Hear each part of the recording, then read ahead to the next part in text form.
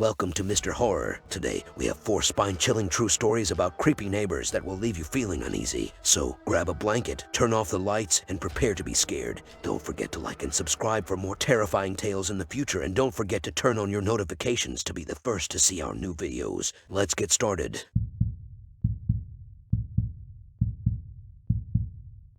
My name is Sarah, and I recently moved into a new apartment building in a quiet neighborhood. At first, everything seemed fine. The rent was affordable, the building was well maintained, and my neighbors seemed friendly enough. But as the days went by, I started to notice some strange things happening. It started with small things, like hearing strange noises in the middle of the night. At first, I brushed it off as the building settling or the sound of the wind, but then I started to notice that the noises were coming from my neighbor's apartment.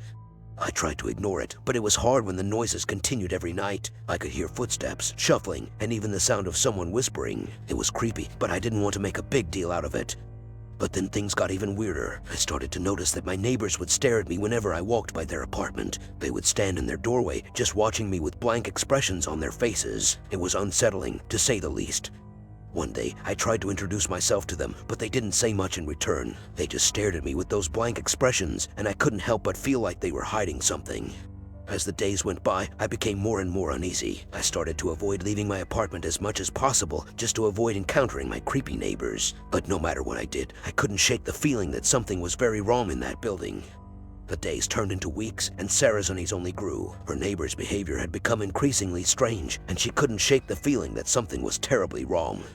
One night, Sarah was awoken by the sound of footsteps outside her bedroom window. She sat up in bed and listened, her heart racing. The footsteps continued, slow and deliberate, as if someone was purposefully trying to scare her.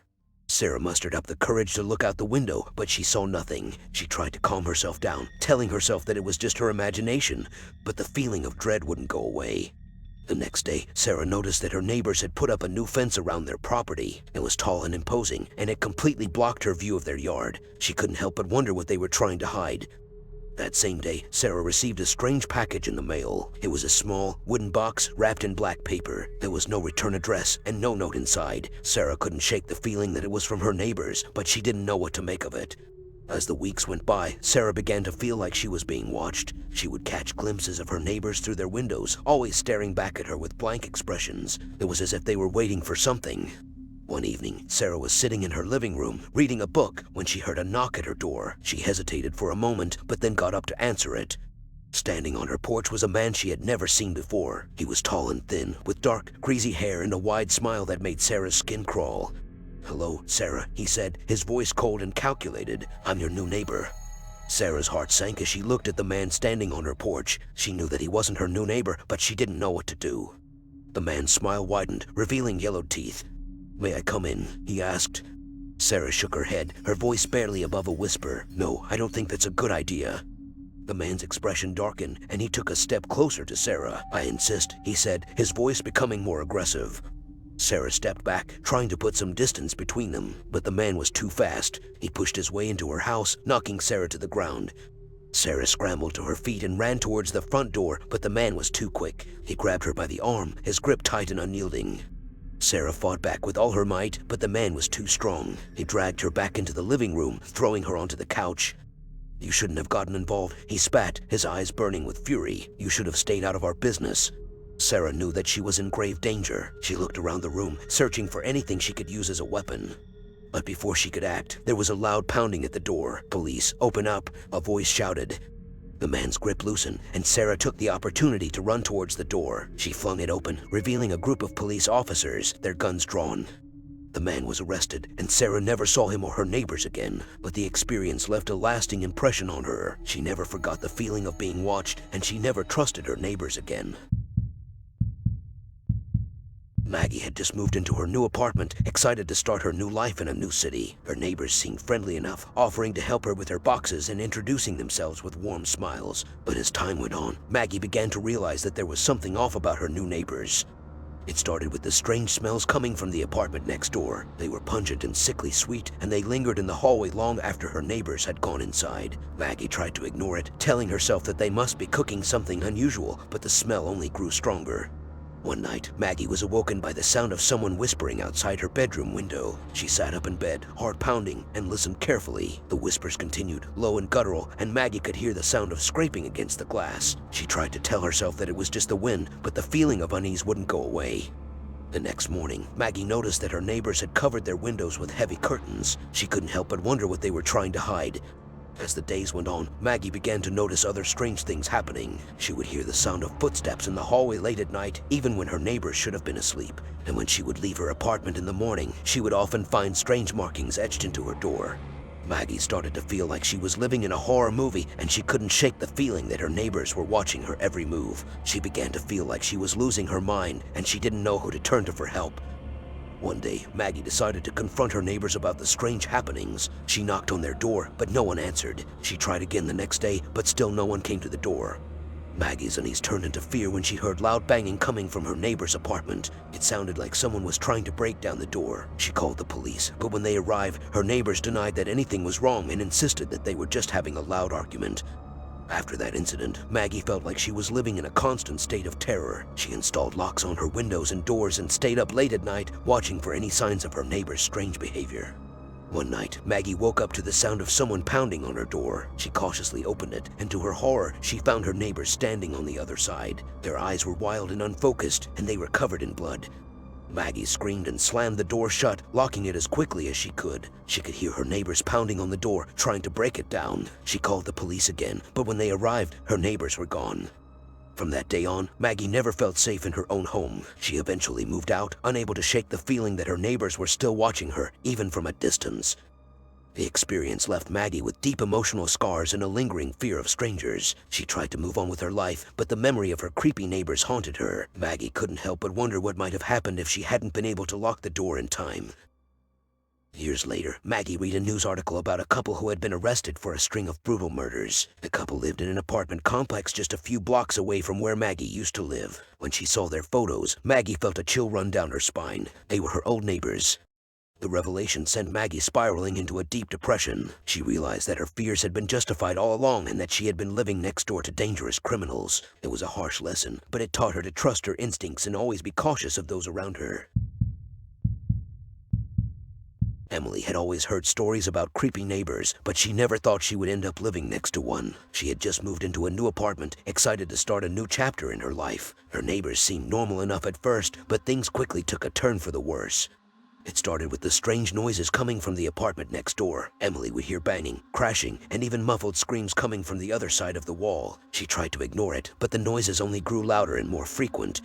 One night, Emily was woken up by a loud thud. She sat up in bed, heart pounding, and listened carefully. The thuds continued, and she could hear the sound of someone dragging something heavy across the floor. Emily was terrified, but she knew she had to investigate. She cautiously made her way to her front door and pressed her ear against it. The noises were definitely coming from her neighbor's apartment, but she couldn't make out what was happening. She debated whether to call the police, but she didn't want to overreact. Maybe her neighbors were just moving furniture or something. The next day, Emily ran into her neighbor in the hallway. He was a tall, lanky man with wild hair and a strange glint in his eye. He smiled at her, but his smile didn't reach his eyes. It was then that Emily realized that there was something seriously wrong with her neighbor. As the days went by, Emily became increasingly uneasy around her neighbor. He would stare at her for uncomfortably long periods of time and mutter to himself incoherently whenever she passed by. She could feel his gaze following her every move, even when she was inside her own apartment. Emily tried to avoid her neighbor as much as possible, but one day she found herself in the elevator with him. The doors closed, and her neighbor turned to her, his eyes wide and frantic. "You're in danger," he whispered, his voice barely audible. Emily was stunned. "What do you mean?" she asked, her heart racing. "My wife is going to kill me," he said, his eyes darting around the small space. "And she's going to kill you too." Emily couldn't believe what she was hearing. She tried to back away, but the elevator was too small. She was trapped with her neighbor, who was clearly unstable and possibly dangerous. The seconds ticked by like hours as Emily waited for the elevator to reach her floor.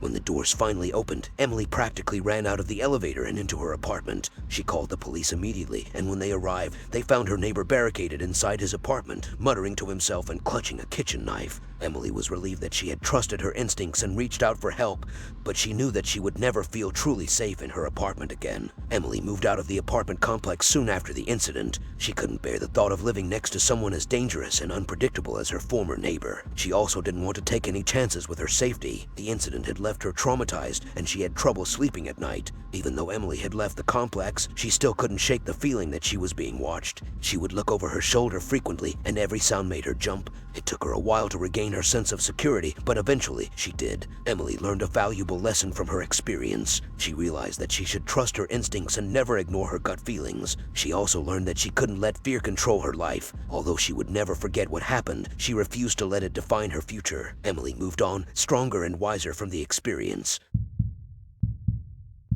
David was excited to move into his new house in a quiet suburban neighborhood, but his excitement quickly turned to fear when he met his new neighbor, Mr. Johnson. Mr. Johnson was a tall, thin man with wild hair and an unsettling grin. He would often stare at David through the window, even when he was inside his own home.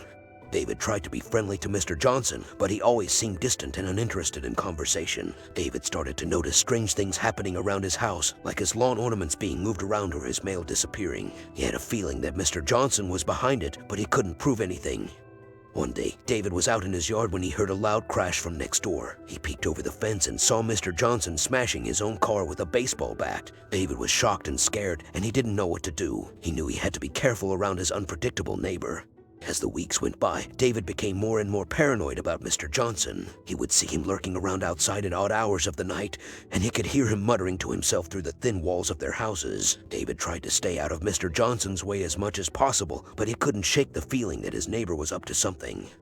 One night, David woke up to the sound of footsteps outside his bedroom window. He got out of bed and peered outside and saw Mr. Johnson standing outside, staring up at him with that unsettling grin on his face. David felt a chill run down his spine and quickly closed his blinds. The next day, David decided to confront Mr. Johnson about his behavior, but when he knocked on his neighbor's door, no one answered. He tried again later that day, but still no response. David knew that something wasn't right, and he couldn't shake the feeling that he was in danger. Over the next few weeks, David tried to avoid Mr. Johnson as much as possible, but one day he came home to find his front door kicked in and his house ransacked.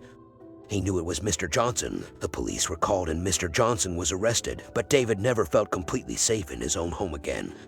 He moved out soon after and never spoke to Mr. Johnson again. David realized too late that he should have trusted his instincts and kept his distance from his creepy neighbor. Thank you for joining us on this spine-chilling journey through 4 true horror stories.